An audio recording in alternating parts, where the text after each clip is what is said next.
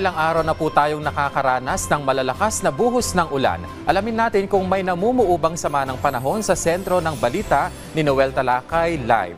Noel? Kenneth, ayon sa Pag-asa, wala silang namomonitor na bagyo sa labas ng Philippine Area of Responsibility, pero may mga weather disturbance na makakaapekto sa weather conditions sa iba't ibang bahagi ng bansa. As of 10 o'clock kaninang umaga, ayon sa Pag-asa, wala silang namataan na tropical cyclone o bagyo sa labas ng Philippine Area of Responsibility.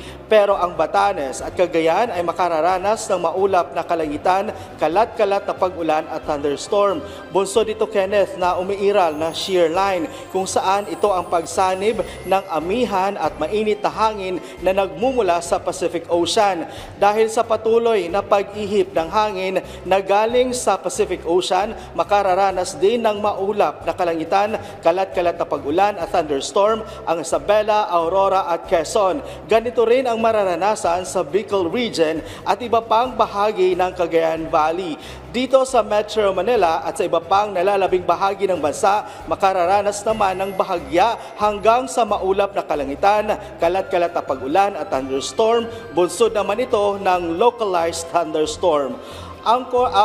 Kenneth, payo naman ng Pag-asa, lalo na doon sa publiko na nakatira sa low-lying areas na mag-ingat sa landslide o pagbaha dahil itong mga weather.